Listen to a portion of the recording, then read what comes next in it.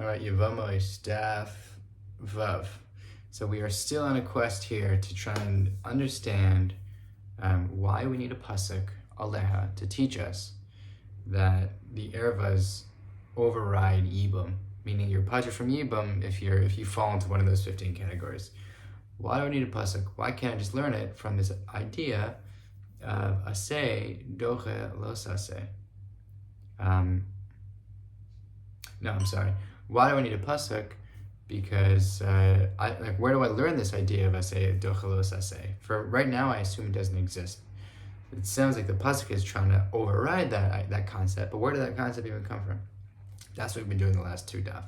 So today, we begin by bringing up, first of all, we say, okay, maybe this concept of aseh dochelos aseh. Just as a side note, we actually proved on yesterday's daf that we do believe in aseh dochelos aseh. Remember, we proved it by tzitzis and shatnez. But what we still haven't proved is that an aseh pushes off a los aseh of kares. That's what we're trying to prove right now. So we begin by trying to say maybe it has to do with kibbud avim and Shabbos. If your parents tell you to violate Shabbos, you're not allowed to do it. So maybe you could say, based on that din, that if not for the pasuk to teach us, first kibbud avim and then Shabbos, I would think that if my father told me to do something, aka that's a aseh, I would have to listen on Shabbos, which is the los aseh.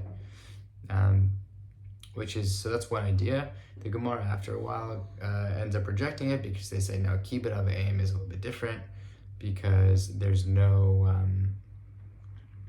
because there's an outing, like you don't necessarily have to do it. It's the opposite. Kibbud avim, to fulfill the mitzvah, you have to listen to your parents. When it comes to yibum, to fulfill the mitzvah, you do have the option of chalitza, which means you have sort of a backdoor, so you don't need to follow it fully.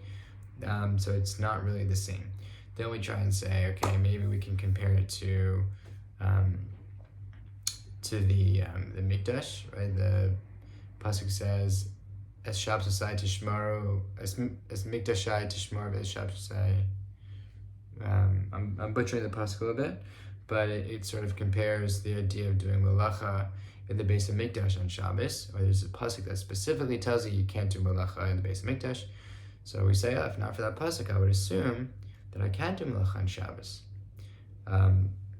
So if not for that pasuk, that gives me the idea of an aseh of doing malacha on Shabbos is doche los aseh, violating Shabbos. So that's sort of a going idea here, but we end up rejecting that as well because we say, no, that pasuk actually is needed for two other things, and we do not need that to teach us aseh doche los aseh. What does it teach us? It teaches us that we need to be respectful on Har Bayis, because just like Hashem is the one who told us to respect the Beis Mikdash, we also have to respect the one who, the Beis Mikdash was built for. And it also teaches that even when the Beis Mikdash is no longer around, aka Zman Hazeh, we still apply the same amount of kedusha to Har Bayis. So those two teachings are what we use that pasuk for, and we do not use it to teach us aseh dochelos aseh. The last proof that we try to bring has to do with executions on Shabbos, because we know that let's say if someone is chayav sreifa, so how does Beis Din kill someone by sreifa, by burning? They basically light a lead wick, and it like burns, it's like burning hot lead down someone's throat, and it kills them. So you're lighting a candle. You're basically killing someone. That's the aseh. You're supposed to execute someone who deserves to be killed. But you're also violating Shabbos, so that's the los aseh. So maybe this would be a good proof.